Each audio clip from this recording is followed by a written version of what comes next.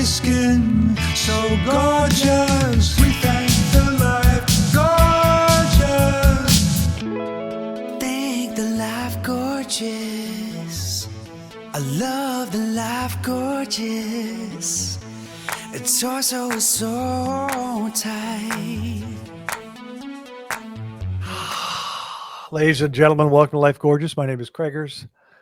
This is where I share my magical life in hopes of improving your life. A return guest, so popular, so fetching, so positive.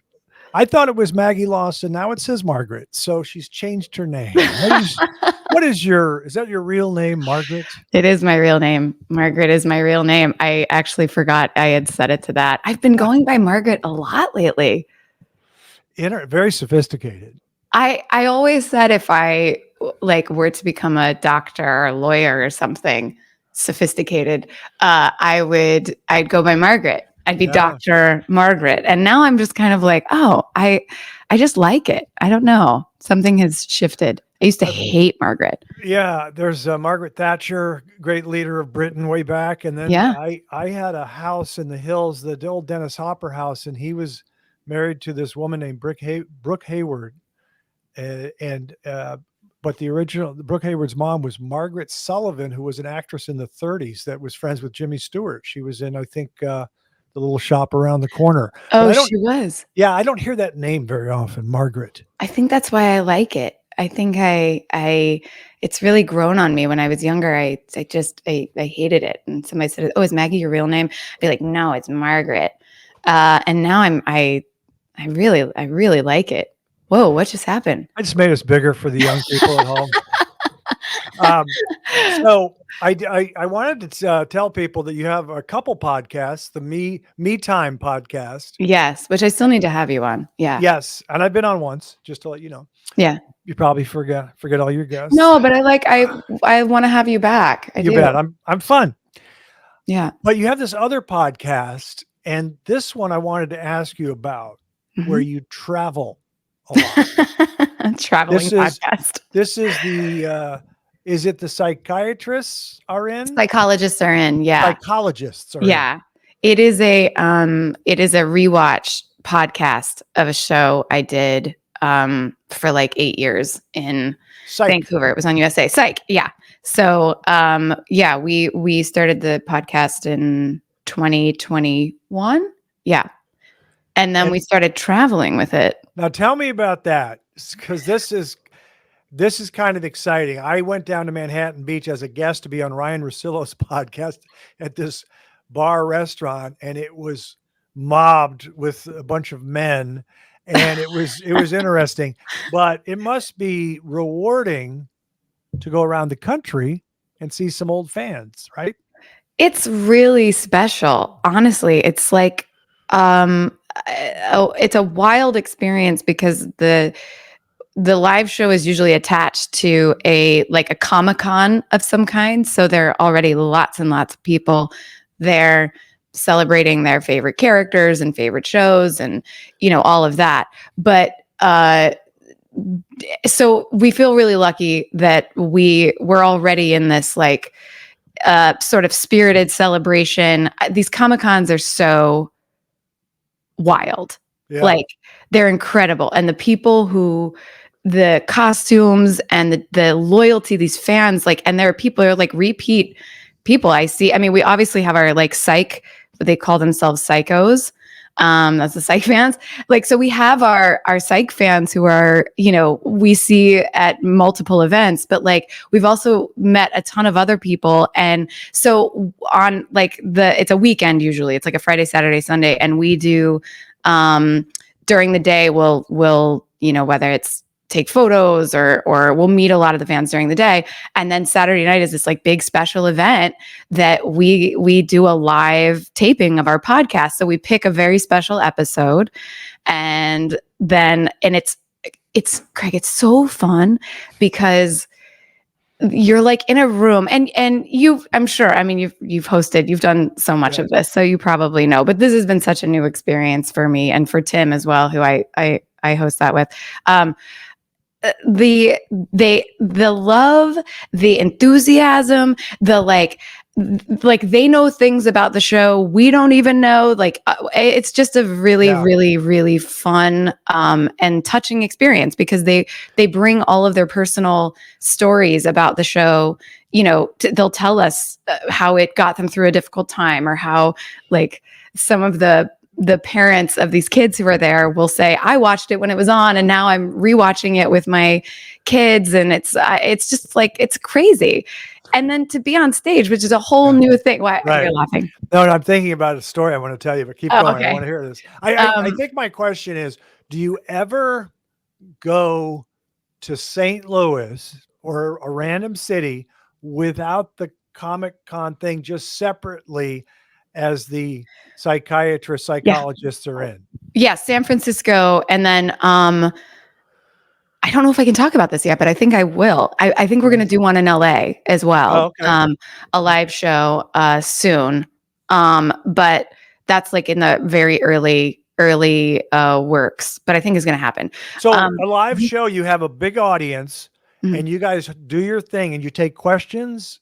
Is most of it questions, or is it half and half? You guys talking and then? We follow the format of the actual podcast. So the podcast is Tim and I do our opening and then we go into like the synopsis of the show. But while we're giving the synopsis of the show, we talk about every detail, every memory, everything attached to it. And then if we're lucky enough, not at the live shows that have just been on their own, we haven't had guests for that. But sometimes at the Comic-Cons, we'll have other members of the cast and they can come on and be a guest. But for the one we did in San Francisco, the two we've done in San Francisco, it was just Tim and I. And yeah, we do we take fan questions beforehand so that we're not running around the audience, because we only have and I will say we've had two different experiences in San Francisco, and you probably know the difference in this as well. But we had one in a theater and one in an actual comedy club where there was like a bar and food, and that's our preference, just because everyone's loose, having a good time. People are talking like from the front rows. We're in a theater, everyone's so far away, so we don't get that like interaction. So yeah, we do fan questions, and then we'll have like a VIP ticket or something where we do a meet and greet after, which means we have like a very intimate kind of up close and personal conversation with like 20 people who've come, and then they ask their questions and we all get to chat, and it's amazing. It's amazing. It's so also how many times have you gone on the road and done this? Less than 10, right? Less than 10, I think. Yeah. But probably right at 10, actually. Oh, yeah. Really? Okay. Mm-hmm. Mm-hmm. And it's very rewarding. It's everything. It's a wonderful feeling, you know? So this is what I was going to tell you. So when I was doing the CBS Late Late Show, there was this argument about, do we take the show on the road or not? Because it costs money to, we have to take the crew out there and the director and everybody and find a venue, and it's costly, but and it doesn't, some would argue, the network might say, well, it doesn't really improve the ratings, but whatever. But we did take it on the road for the Final Four basketball in New Orleans. And we were there for 5 days, Monday through Friday. And we got a cool venue, and it was mobbed. But the first night when we started the show and they introduced me and I came out, it was an explosion like Springsteen had walked on stage. They were just thirsting for Hollywood entertainment in New Orleans. And they went crazy. And I did just a really silly joke. I said, "Oh my God, you guys are out of control. I can say anything and you'll explode." And I said, "Sphincter," and they exploded.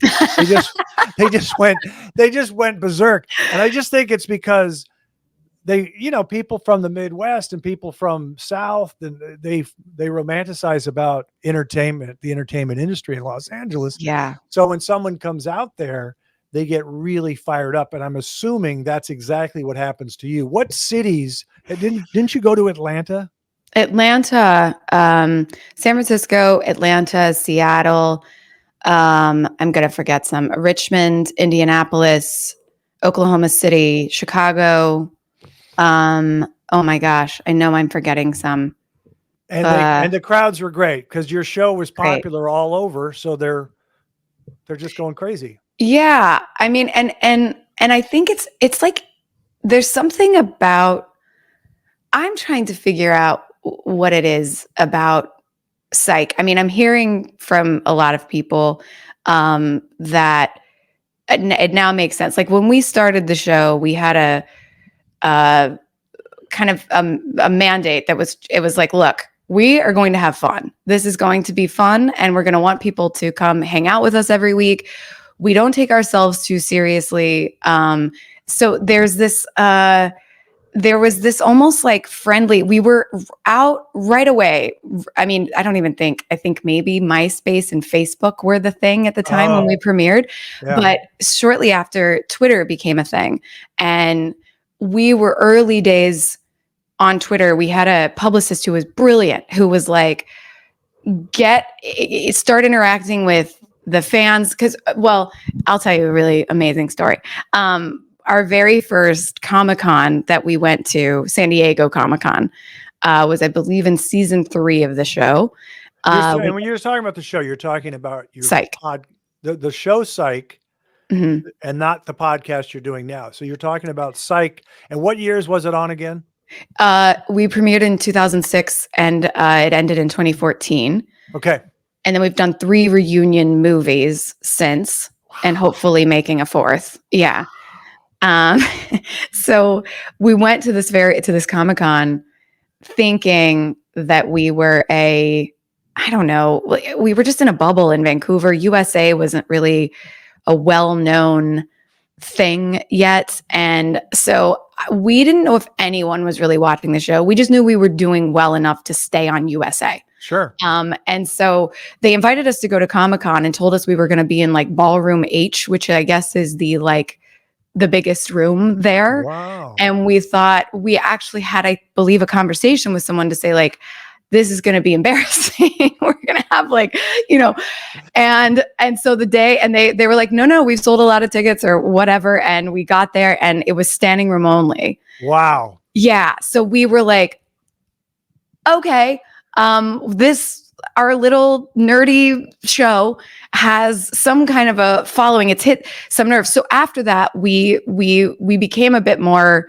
involved in like social media and doing more fan related things. So from very early days, even before all of social media and fan interaction, I feel like early days we got up close and personal with the psychos. And I think that now with the podcast, and when we go into all of these different cities and all of these different rooms and theaters, and like we're on stage talking, it's just crazy. Correct. This is not anything. If you would have told, it's cool because you think it's in a vacuum, and maybe it is, but it's like people being obsessed. When I was a kid, we were obsessed with 10 speeds for a while. Then we were obsessed with cars, Porsches, like they have all these things.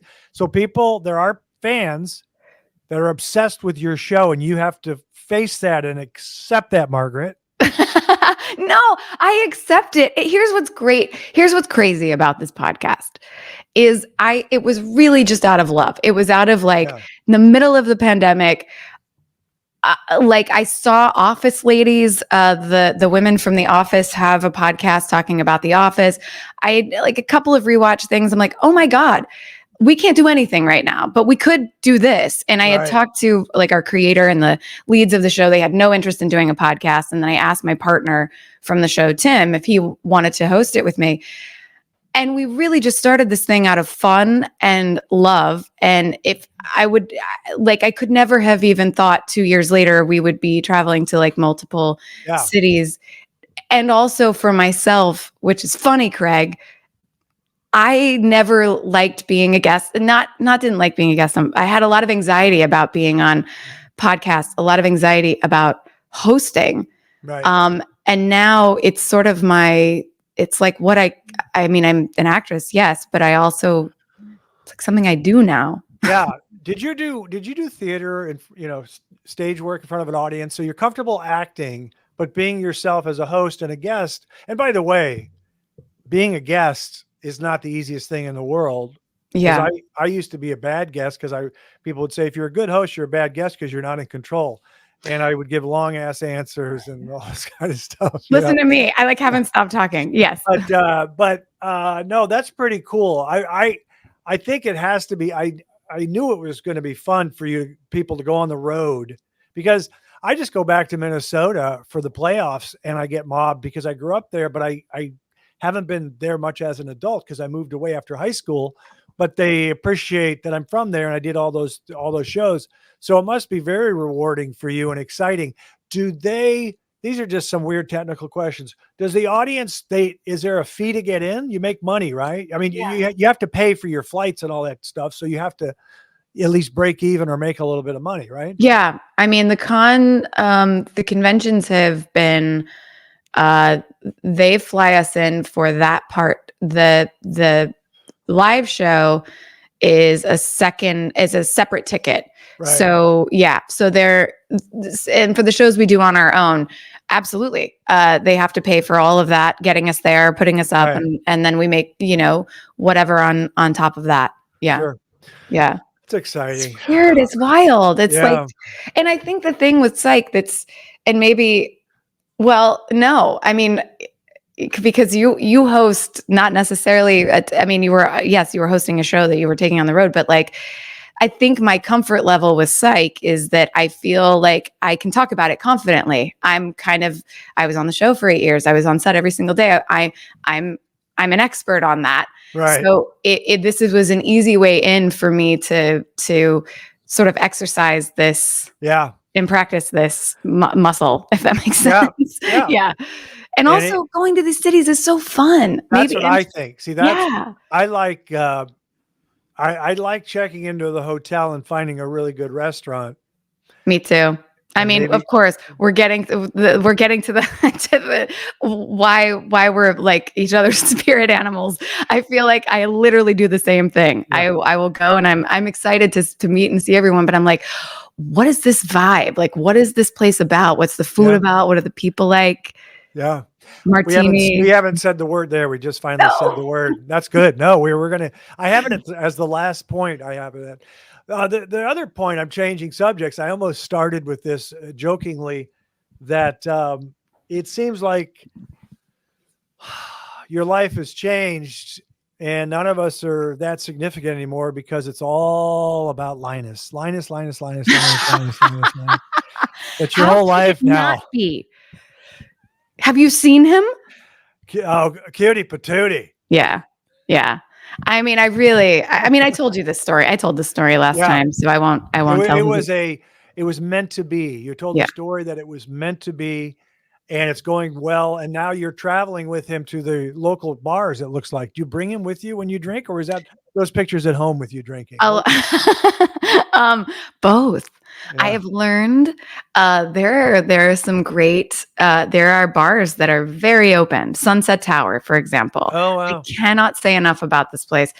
They don't ever question. I can walk in. He's not only do they not even ask about like, oh, you have a dog. Oh, so we should see. They do the opposite. They'll sit me somewhere that I can have him on like a bench seat with me. They bring him a pup cup of whipped cream. So yes, I mean, he goes with me everywhere. Sunset Tower is beautiful, by the way. Yeah. It's in the old St. James Club Argyle building. It's Art Deco.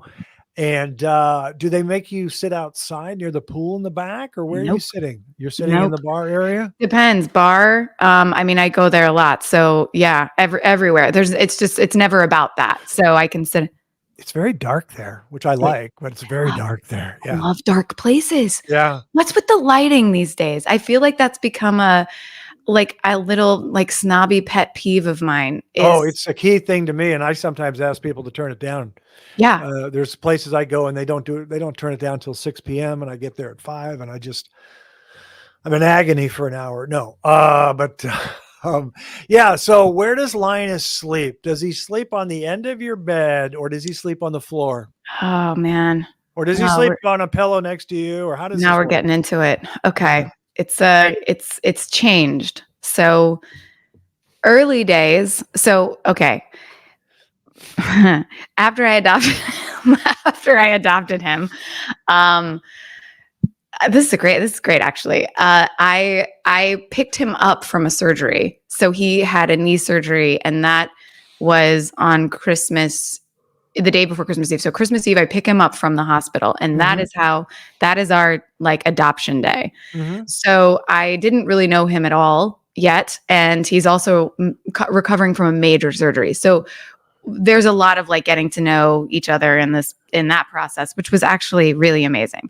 But I noticed he shivered a lot, and his foster mom had said he gets cold. So I had heating pads kind of set up in different places where he could go. He immediately, and I had stairs because he wasn't supposed to, or like a ramp going up to the couch and to the bed because he wasn't supposed to do stairs yet, but ramps were okay. So, early days, he got very used to sleeping in bed, and I'd put the heating pad at the end of the bed. And then somewhere, Greg, I don't know what has happened. He has decided he wants to be under the covers. And, and like he presses up against me. It's an intense pressure that I've had to like in the middle of the night now move him just a little bit because I'm starting to notice like some back pain. It's Linus's bed. It really is like and I'm moving around. But something else very interesting has started happening. And that is Peanut, who I think I talked about was my dog who passed a couple years ago. I still had one of her beds. That was, I don't know why. I just thought, okay, I just couldn't part with it. Or maybe I thought, oh, when I have another dog, this will be there. And this bed was in a storage for a little bit. And then I sort of cleaned out my storage unit recently, and I brought this bed over, and he is so attached to this bed. So my move now is I'm putting that bed at the end of my bed to try to train him to sleep there instead of under the covers, but it's not working yet. But there's something about this Peanut bed. It's really interesting. Yeah. So long answer. No, it's fine. You're very passionate about your dog and your podcast and martinis, and nothing else really matters. And that's the way it should be. It's life. It's all good. My golden retriever, I only had one dog growing up, golden retriever Captain, and I wanted him to sleep on the end of my bed. He'd get up on my legs, and it felt good, but then he'd eventually go down and sleep on the floor because it wasn't comfortable for him. However, my parents, before they passed, had a dog, and now my sister has it, and Cappy. And I don't know, he's a mix of some different things, rescue dog. But he does something which none of us can comprehend. He would sleep under the covers, and his head would be covered, and we don't know how he can breathe, but he would get way down there and just sleep right between my parents, totally in a tunnel. Yeah. And but he would survive, obviously, but it was just so weird. So does Linus go? Linus can breathe, but how does he breathe? Does he breathe? We don't know. No. Crazy. All night, and same, like down by my knees. Yeah. Yeah. Like that's hilarious. I don't know. I thought maybe he had like, I don't know. I mean, his DNA test makes no sense to me because I did that. I did the M-Bark, which is the best one, and say that he's like I think I said this before, a small poodle, Chihuahua, an American bully, and then like a bunch of other things, not Dachshund, which is interesting because that's the burrow, they burrow. That is what they do. So, because Peanut would do this occasionally too, but she was part Dachshund, it made sense because that's what they love to do. This is not a breed related thing. I think it's maybe just a security, safety. I don't know, but it's new. Yeah. It's like one night I went like this. He was sort of doing his like, I'm going to make a bed thing. And I lifted up the covers, and he just went underneath. This was like, when I say recent, it was just like a couple weeks ago. Right. And now every night, that's all he wants to do. Wow. It's like he discovered this new bed, and maybe he'll move on. But we'll see. But I don't know if that can last. Wait, you don't have a dog? No, I don't want the trouble right now. One day I'll get a beautiful Airedale or a Welsh Terrier, because it's all about looks with me. Yeah. I just want I want the dog to look good next to me, or me to look good next to the dog. Those are beautiful dogs. Yes, two-tone, black and tan kind of coloring. I could see you with like an Afghan though. Oh, Yeah. No? slender, Oh beautiful. yeah. Yeah. Yeah. Yeah. I used to do a joke that I would just take pictures with dogs. I don't want one, but I just take pictures and show people, here's my dog. But anyway, so I have another subject two more before we get to Martini, because I can't wait to ask a couple Martini questions because I forget answers sometimes. I noticed on your Instagram, Margaret, that you're kind of you're a fashion plate. You like dressing up. You have nice clothes. You're laughing. I think you were at a museum once wearing some kind of dark denim ensemble. Yeah. Yeah. That was by accident, but it turned out great. Go ahead. What do you mean by accident? It looked like it was a matching jacket and bell bottoms or something, elephant bells from the 70s. Go ahead. The wide leg is very in right now. Okay. The wide, like cuffed leg. Yeah. And so I thought, I'm going to try this. I'm going to try this trend that I see happening, which is like just bringing back an old trend. Right.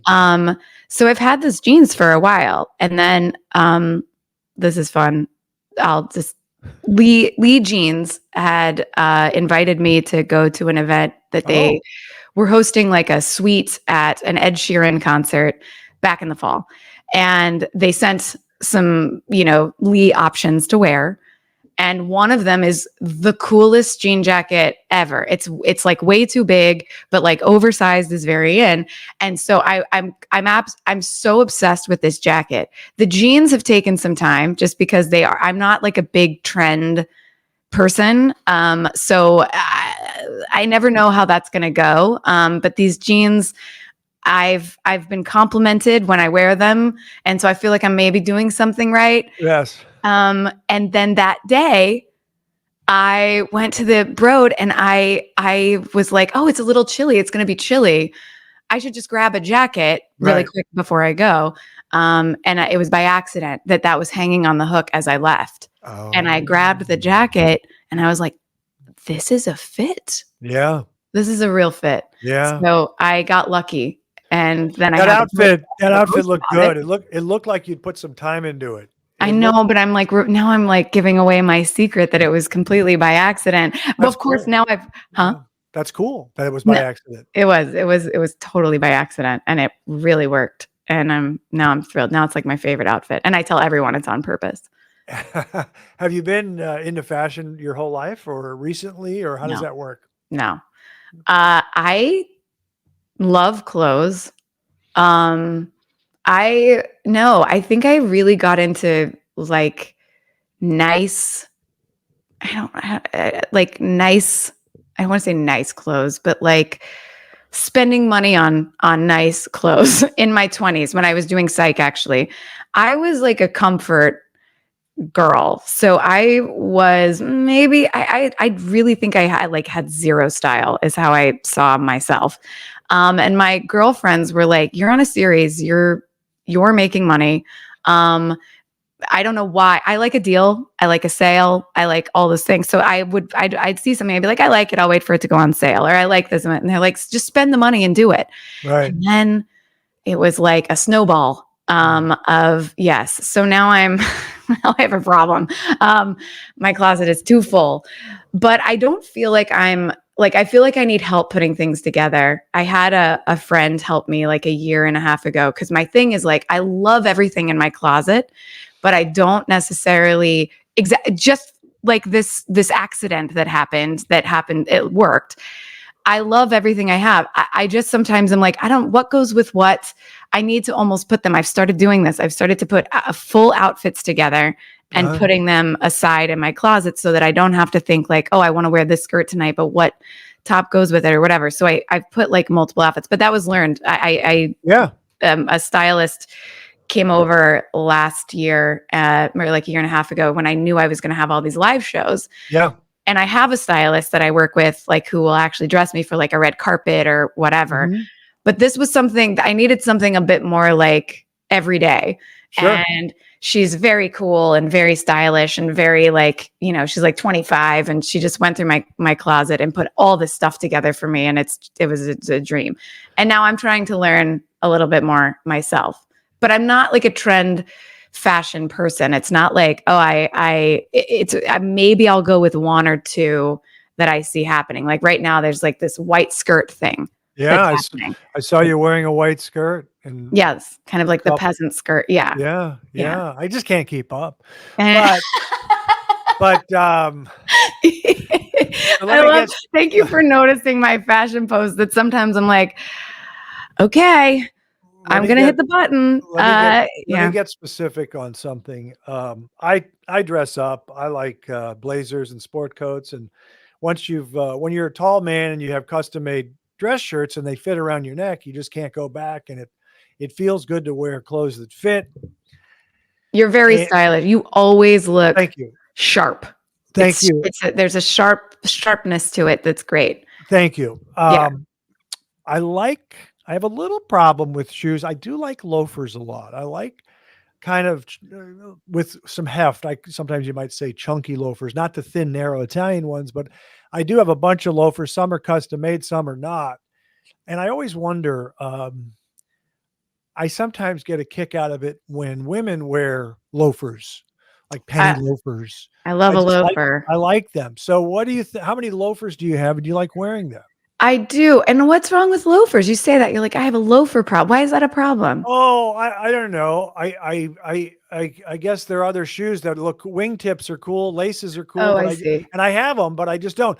But I think my main question is I don't think women like loafers. I sometimes like that androgynous thing where they're wearing Mm, men's loafers hmm or Converse. That's very hmm casual. hmm Black Converse sneakers with jeans. hmm But anyway, so do you wear a lot of loafers? Do you like loafers? I do. Actually, I say that. And I really only I used to wear loafers all the time.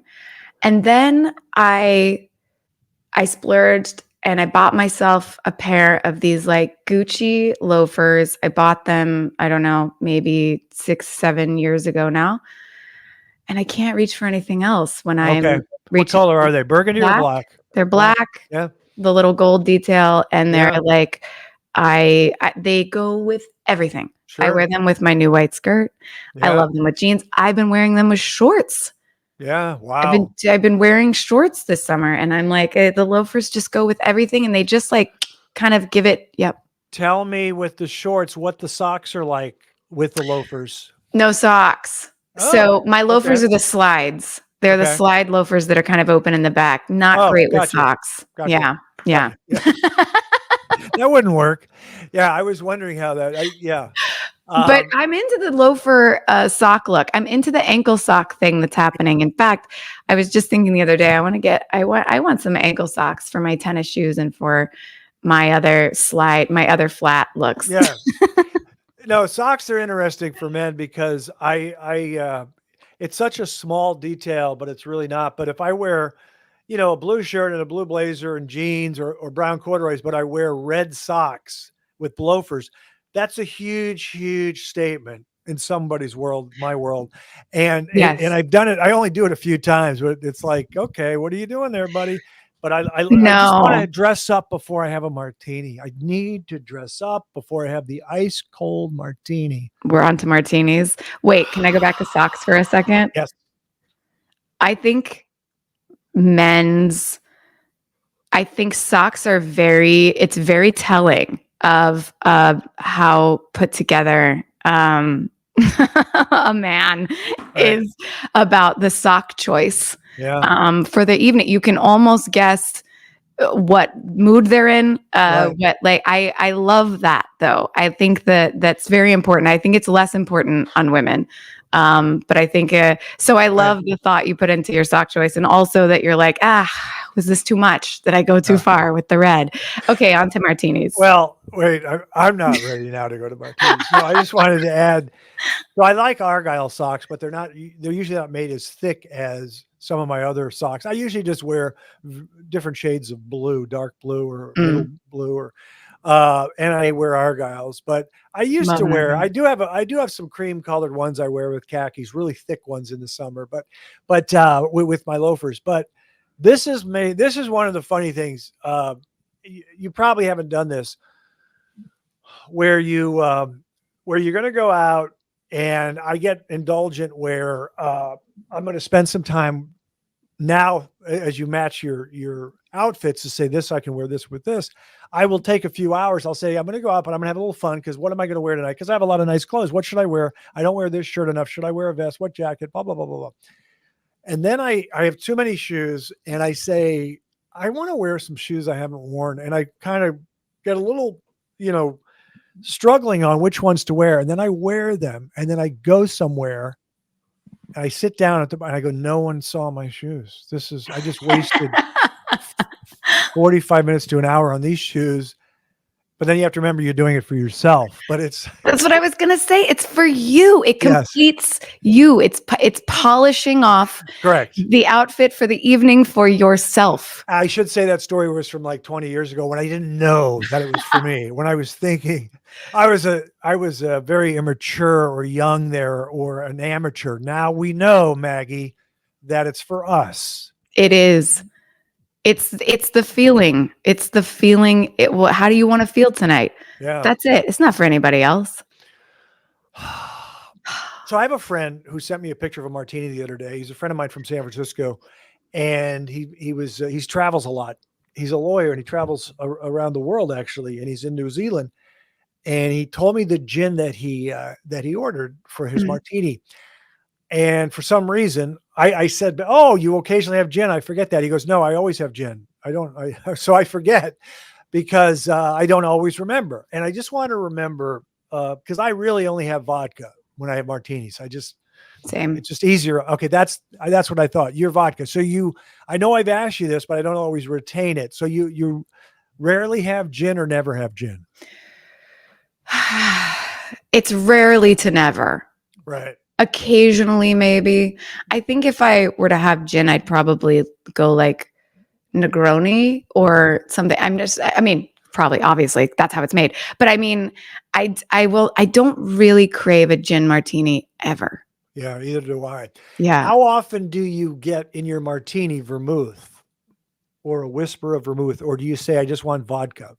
No, I almost always get a whisper of vermouth. Oh, not too much. Yeah. And there are those that argue that it's not really a martini if it doesn't have vermouth in it. Oh, no. I have it. I rarely have vermouth now, but I will say sometimes I forget to tell them and they always put a little bit in and it's fine. But I noticed something the other day. They didn't shake it enough, which is fine. It was supposed to be Belvedere. I wasn't sure if it was, but in the summer I get a twist and it was, I just didn't like, I'm particular. Obviously I would prefer an organic lemon. That's not happening necessarily. Of course you would. And you should have an organic lemon. Yes. So there's a part of me that says to be safe, I might just get olives, but it depends because it was a big lemon wedge. And it wasn't twisted up.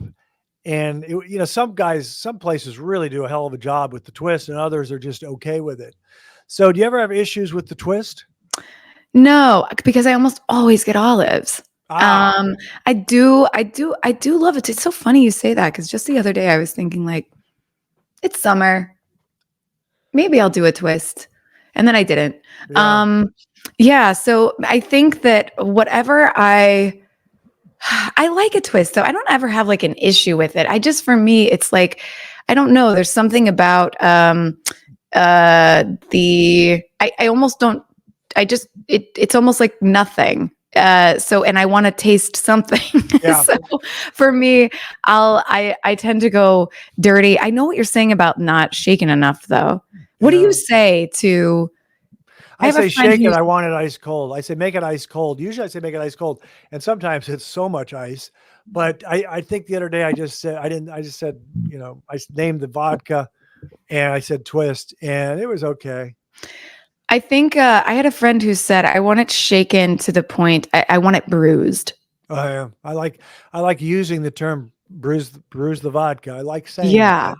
And it's good.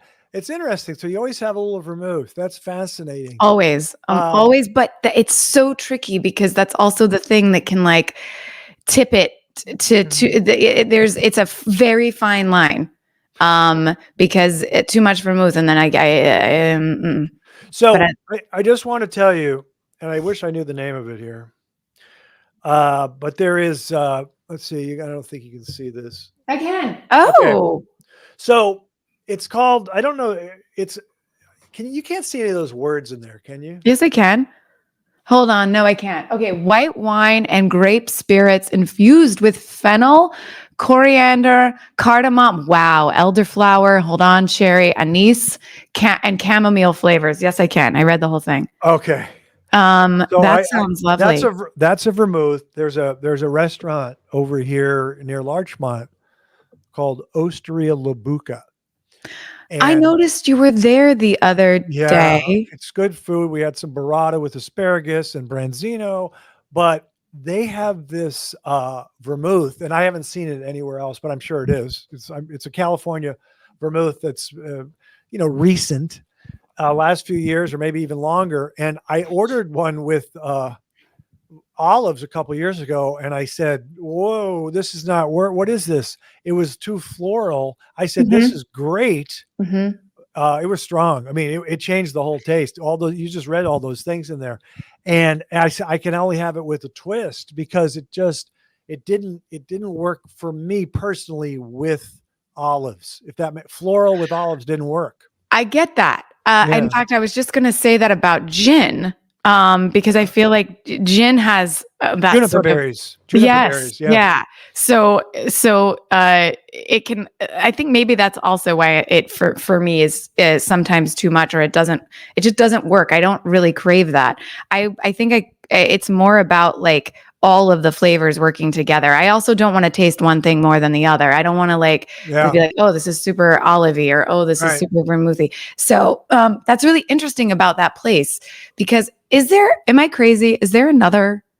Yeah, there's one in the valley, but Gregor's doesn't go to the valley very often. So I mean, I almost didn't even bring it up because I'm sorry. We're being snobs. Say the valley. I'm sorry. No, there's one in the valley and there's one over here. It's over near Paramount Studios on Melrose. I drove by it the other day and I'm like, is that the same one as the one in the valley? And then I saw you posted from there, and I'm like, okay, it must be great because it's pretty good. It's nearby and it's easy to get. Yeah, it's easy to get in usually, and I don't like to make reservations because 2 hours of dressing, you never know when you're going to get out of the house.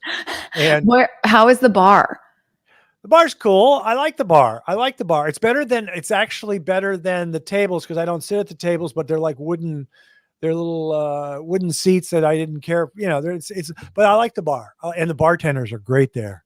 This is great to know because every time I've driven by, the seats and the table, like I've gotten a vibe that's like, I don't know that this is for me. And by the way, the bar in the valley is beautiful. If you've been to that one, I love that bar. It's beautiful. And so the bartender, now I don't go often enough because I go to Rayo's Hollywood a lot, which is closer, and it's got a vibe in there like you're in New York. But they had a bartender at Osteria Labuca that was really cool, but I think he moved on to someplace in Silver Lake or Echo Park. So they had these two young guys that were really great. We kind of hit it off, and they were fun, and they were basketball fans, and one was from Cleveland, and I can't remember where the other one was from. But afterwards, and I never do this, but the one bartender wanted to buy me a after dinner drink. Can you see that? Oh, love it. I love an Amaro. We haven't talked about after dinner drinks. I don't. I used to do port. I don't tawny port. I don't do after dinner drinks. I'm a couple years older than you, and this is my temple. This is my temple. I don't really do that often, but I like a Fernet. I like an Amaro. I like, but that's so funny you say that. So were you toast? Were you like, no, it was good. It was good. It was, I don't think we needed the tiramisu as well, but that's okay. I mean, yes, you did. A lot of sweet going on there. You're a king. Kings should have dessert and an after dinner drink. Yeah, but not that often. Right. Are you drinking? So how much? I try to be disciplined. How many martinis a week do you have? Oh, not a lot right now. I feel like one? I'm in definitely one. Maybe two. But Okay. I like Two to, different nights. 2 different nights. yeah, I Not like back to whether back. going out. I mean, have we talked about Bitola?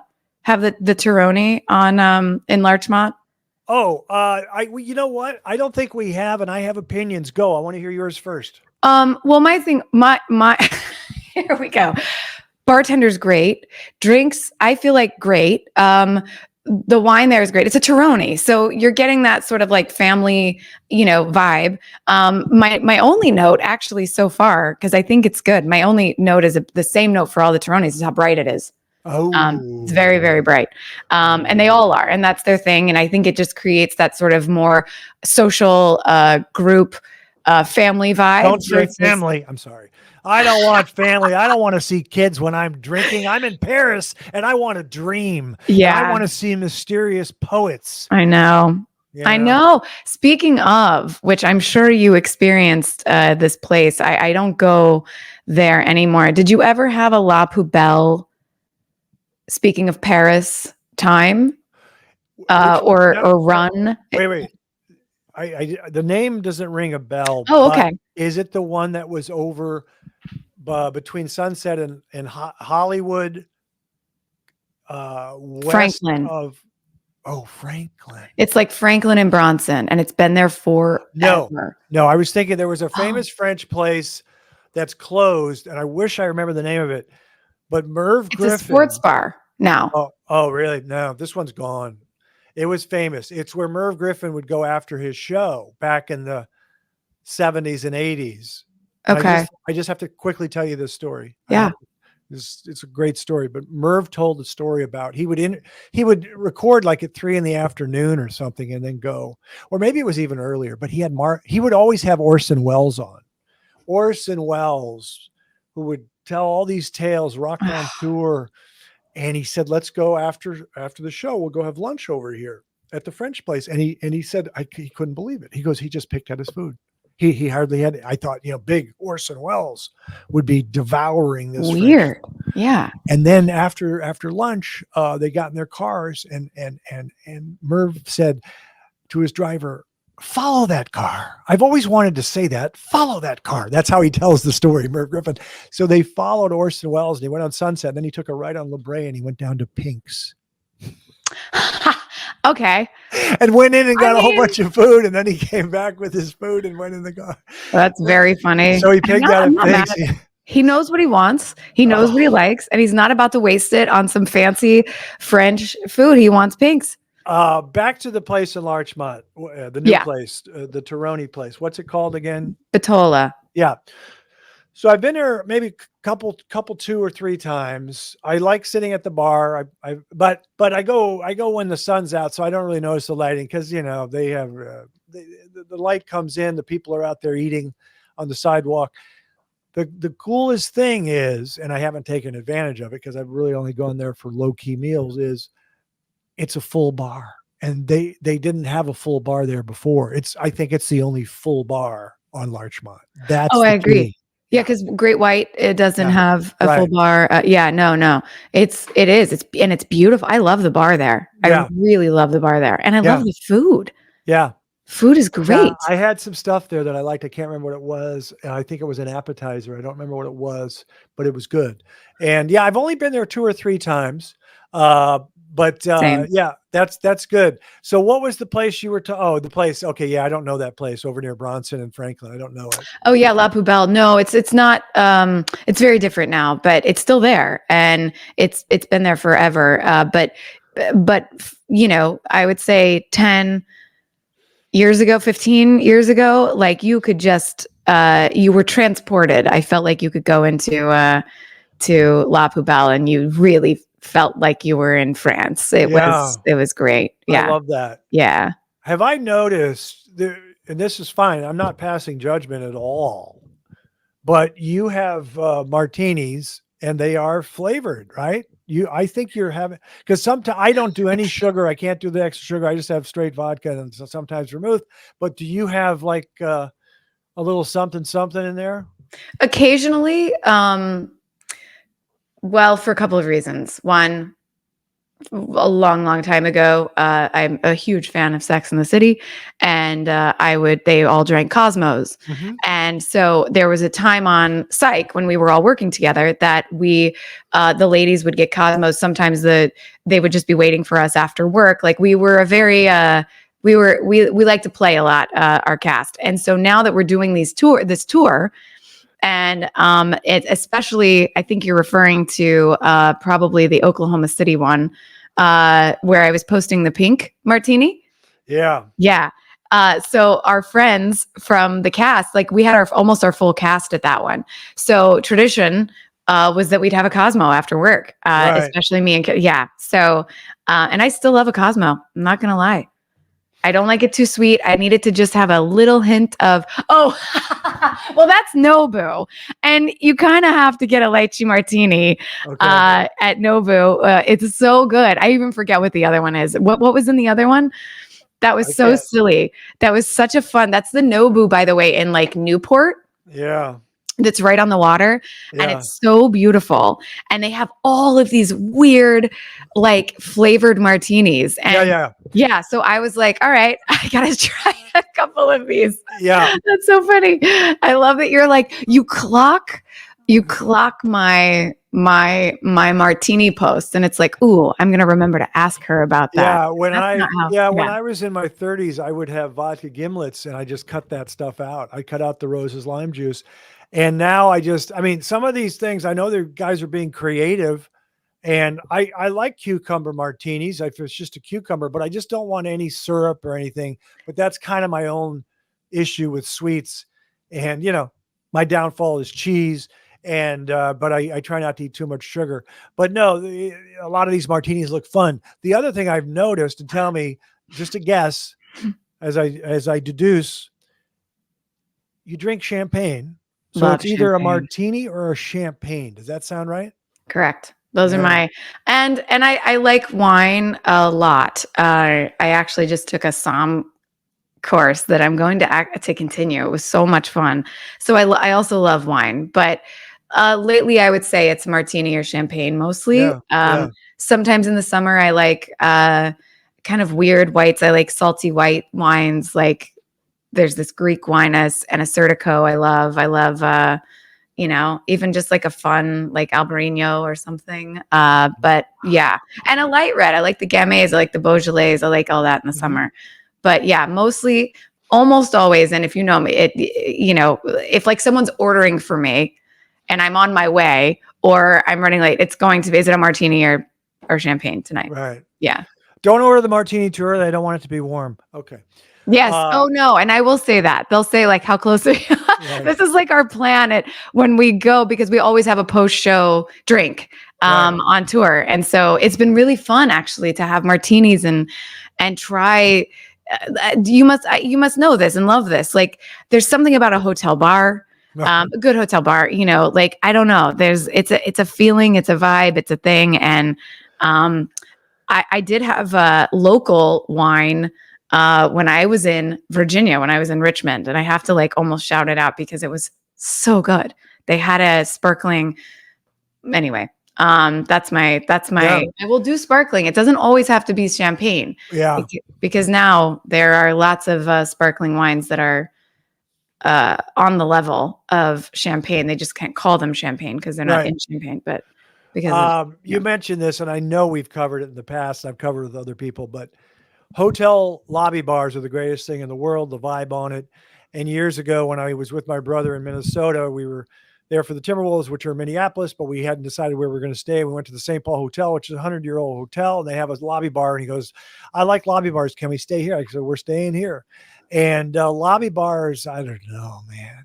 They're just the greatest. It's everything we love. I think there's a little bit of like that escape. It's like you're away, but you're all like, and you can be alone. I think that's one of my favorite things. I mean, you can be alone anywhere, but I think there's almost like there's something kind of empowering and exciting and fun of like exploring and listening to other people's conversations. But like taking in the whole vibe of like a place and people. And and usually they're nice hotels, obviously, if they have a nice hotel bar. Yeah. So you feel there's like an elegance to it. I don't know. I feel like I'm going to look and Cary Grant's going to be walking through the lobby like in North by Northwest. That's why I go there. Yeah. I love that So you do that. I love that you go right. to the games. You're so diehard. It's great. Yeah, it's kind Yeah. of fun. And I they like, know you. yeah, they're nice. They're very nice to me. And the front office, the owners and the coach. And it's fun. And we're going to be good for the next few years, which hasn't happened in a long time. We were bad since 2004. We've been bad, and now we're good, and we're going to be good for a while. So it's very exciting. It's escapism. But I will tell you, there was a really important game that it was a game 7 at Denver, and we won stunningly.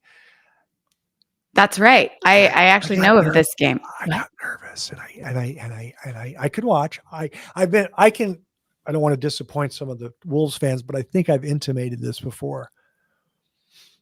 I started to watch it. We were down in the second quarter. I go, I don't like this, and I'm not going to put myself through it. But if we win, I'll rewatch it. And I even rewatched the fourth quarter yesterday. I just want, but I said to Princess Cherry, we're going to go have a drink somewhere. And I went to Simonette, which is part of the Pally Hotel in Century City. Mm-hmm. Excuse me, Culver City. Mm-hmm. I saw that you were there. And I just said, I'm not okay. We're down 20 in the third. I said, we're down 1 going into the fourth. I would just check the score. And then with 5 minutes left, I said, we're not checking because I don't want the roller coaster of being up and then losing at the buzzer. Yeah. So I waited until I thought it was the right time. And I opened the phone and people were texting me, congratulations. And I go, I'm sure they're congratulating me that we won, not that we had a good season, and then we won. And I went crazy. It's just the greatest moment ever. It was so exciting. I went home and watched it. But it's really fun to play that game where no roller coaster, because I can't see the turnovers and the bad calls by the refs. But I do want to tell you something Martini related. I don't understand it. But the guy next to us had a martini in a Nick and Nora glass, which I think are so beautiful. And they made me a martini in a coupe. And I just didn't know the logic. Yeah. Because they were the same drinks. Yeah. I asked the bartender, and this was his answer, which still didn't really answer. He goes, well, I just want you to get the full, whatever it is, 3 or 4, whatever ounces. Oh, because it's bigger. You to get a little more. Right. Uh-huh. But I didn't understand if that guy requested a Nick and Nora or how they decide on that. But I think it's weird. And there are places where I understand if you run out of chilled Nick and Nora glasses where you have to use a chilled coupe. And I like both, so it doesn't really matter. I just wanted to know the reasoning, and I never really got it. I think that's interesting. I mean, does that mean that the person sitting next to you got less of a martini because it was in it? Like, that's what it seems like. According to this bartender. However, not to confuse everyone listening, and this is life and death. I've had people say, no, the same amount. It's still 3 ounces, or the big one. It's 5 ounces, and it's the same if you do. And I've had a bartender's measure it for me. So I don't know, but I'd like the smaller glasses because in my head, I think I'm getting a little less vodka, which is slightly healthier. I prefer the smaller glass as well. I think we talked about this. I love a Nick and Nora. There's something about everything about it. I prefer that. And we've talked about this because I don't think Rayo's they do the coupe, right? Yeah, they do a coupe. It's substantial. I have a martini question for you. I get in fights at Rayo's. I'm just kidding.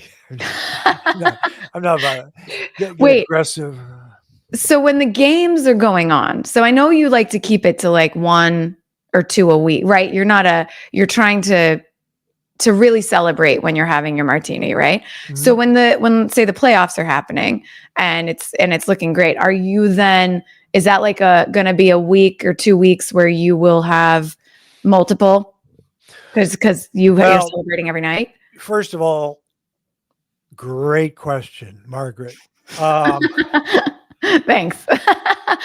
What I've said is when I'm first of all, when I'm traveling, like if I go up to Carmel or if I go to Minnesota, for the playoffs, it is a lot of restaurants. And I try to pace my drinking. So what I try to do is I'm obviously having red wine just about every night. There was one night when I was there this past time. With the last night, I said, nope, went to a game, didn't drink. My buddy didn't drink, Charlie, because we had gone pretty hard at all these, gourmet restaurants. And I try not to have vodka on back-to-back nights. So I pick my spots, which bars I'm going to have it. So I'll have a martini the first night I'm there, and red wine that night, then red wine the next night, then maybe a martini every other night. Oh, I see. Same when I'm traveling. I'll have red wine every night when I'm traveling in moderation, red wine with all my meals, 1 glass, 2 glasses. And then I just kind of taper off. But we've never talked about wine. I love red wine. I drink red wine. I don't really drink white. I like California cabs. There was a time when I drank Pinot Noirs, but now I just go back to cabs. I even like Chiantis. I like how dry they are. I like Bordeaux's, but we're spoiled in California with the big, bold flavors of California cabs, and I like the ones from Paso Robles. I love Paso wines. Yeah, it's underrated. Yeah, way underrated. And so I like red wine. And thank God we have it, because it's not hard alcohol. The funny thing is, I hadn't had a drink in a while, and I went the other night. I said I went by myself to this place. It's called the Edmund. It's right near. I saw that. Yeah. What is that? It's a carved wooden bar in this hotel. And I always saw the hotel, and I said, is that part of Paramount Studios? Is that a real hotel or not? It's called the Hollywood Historic Hotel, which is a kind of a weird name. But the Edmund is a carved bar in the hotel. And the Edmund is owned by Eddie. And Eddie's dad was Edmund, and they carved fireplace mantles. And Eddie, the son who owns the whole hotel, they bought it in the late 80s, he carved the whole wooden bar there. And it's just a vibe where it's after my living room or my den, I can just sit there. People are nice to me there. And I just sit there. They usually play pretty good music over the loudspeaker. They played Rock the Casbah the other night while I was there. They played different stuff. But so I just have a drink there, and I have duck confit tacos. And it's just where I can go by myself. Every other place, I feel like if I go by myself, which I can do, I have to chit chat a lot with everybody. Here, they just leave me alone. They always say, "Hey, Craig," and they're very nice, and they just leave me alone. And I that's just in the neighborhood. Yeah. How do I not know of this place? Yeah, and I have my buddies who want to have a drink usually meet me there. Like, I love that. Reporters from Minnesota meet me there. A couple other buddies out here, ESPN guys. I say, let's meet us there. It's easy, and it's easy to talk there, and it's a beautiful carved bar. Yeah, I am going to go. Yeah, I don't even know it. I don't even know the hotel. I don't know the bar. I don't know any of it. That's wild. Yeah, it's low key, but it's nice. You know what I'm saying? It's casual. It's very casual. I can't get any. I don't get any kind of energy on the vibe. I don't know who these people are. Yeah, hotel guests. That's okay. I feel like if you like it, I'll get it. Well, so is it a little? Is I guess like man heavy? No. Oh, okay. It's not. Okay. It's not. I can't really. It's just low key. Okay. But have you been to Rayo's Hollywood? Yeah, of course. You have been to Rayo's Hollywood? Yes. Oh, okay. So what's your thought? Because I find the food to be pretty good, but the vibe is a nice vibe, right? Yeah, I think the vibe is why you go. It is definitely not about. I mean, the food is good. Yes, but I don't think it's about that. That's not why you're going there. It's interesting. Like, I kind of. Did we talk about that Musso and Frank's? And go what vibe? Tell me. Well, because I think the food is better there. Yeah. Much. Yeah. But not as I don't know. It is a vibe. It is a vibe. Musso's is a vibe too. Rayo's is really close to me. Really easy to get in. And Musso and Frank is a bit of a drive. It's a bad neighborhood, Hollywood, but reservations. You got to make reservations and blah blah blah. You do. But it's great when you're there, especially sitting at the bar. It's great. Love it. It's really great. Anyway, I was going to say one thing about just because I didn't know we were going to. I was going to go to the Life Gorgeous quiz, but we're talking restaurants. But so Dantana's is very, very small and intimate. And someone told me years ago, they were like, "Hey, it's so famous, Dantana's," and they were going to open one in Vegas. And the guy goes, somebody said, maybe one of the owners said, people don't come here for the food. The food's pretty good. Kind of like the way we were saying, Mm, solid. It's mhm, because it's so small and mhm. it's just a vibe when you're next to the other table and the thing, and there's so and so, and there's so and so. And It's so it's very not that. always, yeah, It's it's so more vibe fun. than food. But I do think Musso and Frank has good food. I do think I If think I they do too. remember correctly. Yeah. But Dantana's, you're right. That's another place. But Dantana's is like very fun. It's Yes. different. It's like a fun vibe. It's like energetic and charged and like all of that. So you have to almost be in that like space for that. It's not the low key kind of sexy, Right. yeah, it's different. But that's what's fun about all of these places. I went to Dantana's a couple years ago with this buddy of mine who is a regular there, Hmm. and he's a producer in Hollywood, and he goes hard. And we had the dinner there, and he buys shots for the wait staff, and they all come over to the table and have a shot, and then they come back 10 minutes later, have another shot. Yeah. And I was like, I can't keep up with this. Yeah. You know? That's how I think of Dantana's. Like you kind of have to be in Yeah. that headspace. Yeah. It's not like your cool weeknight. Yeah. Like yeah. I'm a fragile flower, Margaret. No, I'm I kidding. know. Okay. I know. So I I know. want to save it because I like having you on. So I want to save some of the magic for next time. So Yeah, let's save. Let's save. let me go to the Life Gorgeous quiz. Oh no. Yeah. Is that okay? Yeah, no, I love it. I don't know which ones I'm going to ask you because I have a few. I don't even know. I didn't know there was a quiz. Is there I always a know. quiz? Sometimes if I have a little extra time. What's the best dish that you can cook? What's the best dish that you can cook? I would say like a Dover sole Oh. piccata Oh. sauce with like a spinach. Oh. I'm very proud of my spinach. I'm actually Yeah. very proud of it's more like lemon capery, buttery. It's not That's what I like. Yeah. yeah. Lemon capers, butter. Yeah. Yeah. Garlic, a white wine. Yeah, I can, another thing that will, maybe, I know we're supposed to say one. That's the first one I went to because it felt kind of fancy, but I can really nail a breakfast sandwich as well. Yeah. So Not quite as fancy. difficult, by the way. Not quite as difficult. But Cheddar cheese and mayo. You're going to be golden with everything. Well, that's the classic way to go. Sure. But maybe we'll save that for next time. But yeah, I'll stick with my like whitefish, but it's specifically a Dover, like a good sole. I feel proud of that always. Okay, that's good. It wasn't like a quiz. That was more like an interview question. Oh, I guess it is quizzy. Yeah. It's to entertain me fully. The Life Gorgeous quiz, simple questions, profound insights. Let's see. That's too hard. I'll save that for next time. Oh. Rank in order of who you like. Bogart, Cary Grant, Jimmy Stewart. Grant, Stewart, Bogart. Okay. Yeah.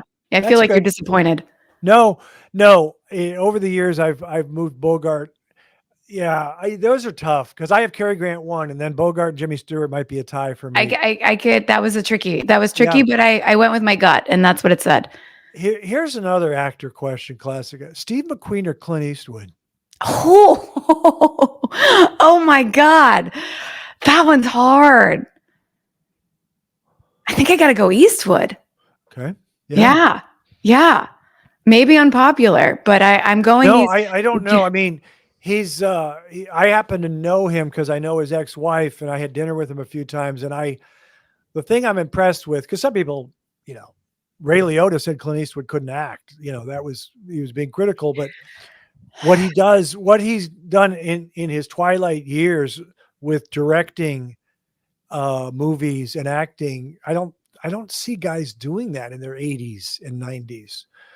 Gran Torino and Unforgiven and all that stuff. So he's pretty special, but he is. Some people don't like him. No, I feel like he's polarizing, and I don't think I'm going into like, it's not about those reasons. I'm just going on like watching on screen, and vibe, and and so my gut said Eastwood. Cool. Yeah. Okay, I'll just finish with this. Oh no. Have you ever seen a Fast and Furious movie? Oh God. Yes. Okay. I want to say definitely during the Paul Walker. Okay. I want to give it a date of like 08. Okay. Yeah. I've Yeah. not seen one since. So you've seen one. I think I've seen one. Okay. I definitely haven't seen more than one. And even that, I'm like, did I just see a lot of clips or did I actually watch it? And no, now I remember watching it. And I also remember enjoying it. Yeah.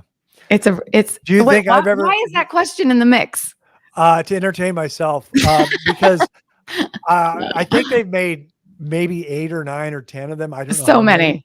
Didn't they go to space in the last one I or don't- something? I don't know. You know more than I do. I don't know. But I've never seen one.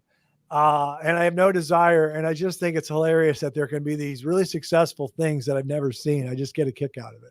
So I've never seen one. That's really funny. It feels like a very Craig question to ask to actually get to know somebody and their personality and know if you're going to vibe with them or not. Right. Had you led with that, you're like, I'm not going to like her. Right. That's so funny. She's seen a Fast and the Furious movie. She's not in my people, but I love that it's last. So yeah, I got all the martinis and everything out. Do you know what I just watched for fun? Was well, I don't know when this will air, so it'll be dated, but Independence Day. Oh, yeah. Because I can't remember Independence Day. I feel I know I've seen it, I think, but I don't remember what it was. But feels good. Yeah. Nostalgia. This will air. We're recording this July 5th. Friday it will air next Tuesday. Oh, okay. There you go. So I watched it yesterday, July 4th, because it was fun. Thank you. Oh, we're done. Okay. You're great, Margaret. I just love saying that name, Lady Margaret. Yeah. We will see you soon. We'll see you next time. I'm proud of you. Thank you so much. How'd I do? I feel like you were great. we're come back on me time, but anytime. I love talking all of this. I feel like the topics are endless. So anytime. Perfect. Thank you so much. All right. Sir Kilby. Yeah. That's our show, ladies and gentlemen. I will see you next time. And remember, young people, I'm proud of you. I love the life gorgeous. Its torso is so tight.